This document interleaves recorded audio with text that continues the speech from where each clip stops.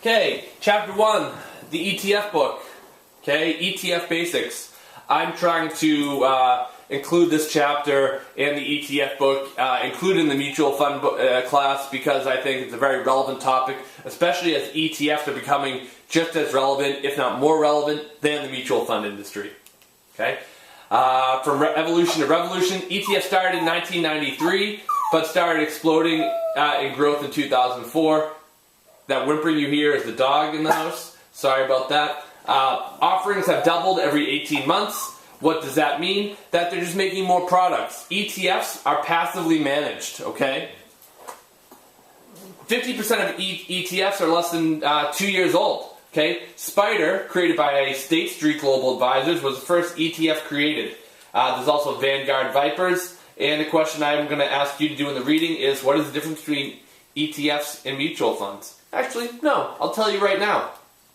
Okay? ETFs trade throughout the day. Mutual funds only trade at the end of the day. Okay? ETFs trade at their net asset value. Mutual funds also trade at their net asset value, but only at the end of the day. Mutual funds generally are actively managed. ETFs are generally passively managed.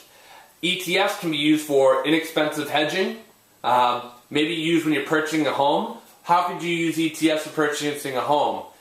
You might lock in, right? When you're buying a house, you could buy, there's not too many of these right now, but a house price index, okay? So you could invest your money you're saving for a house into a housing index to hedge that, okay? And you can bet with or against the market, okay? So there's ETFs that short sell and go long, or double long, okay? Actively managed ETFs, this is kind of pie in the sky right now. It doesn't really exist in most cases. What are the challenges for ETFs or actively managed ETFs? Well, actively managed ETFs, or ETFs in general, are very transparent compared to mutual funds. I believe mutual funds only have to disclose their holdings once a month, while ETFs have to disclose their holdings at all times. Why does this matter? Well, if you're an active manager, you're a stock picker. You have some method for, picking successful investments, right? It's your secret formula. You don't want anyone to know that. So that's why you only disclose, they let you only disclose your investments once a month. If we had an active ETF, we'd have to disclose our holdings every day, which could lead to somebody trying to decipher our kind of secret formula here. Okay. Summary, each ETF is managed differently in accordance with the benchmark it follows. So all ETFs, in general, track a benchmark, like the S&P 500, the Russell, MSCI, EFA.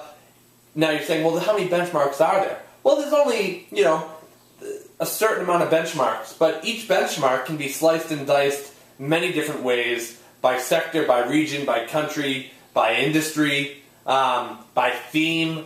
So there's a lot of different ways to slice and dice it, okay?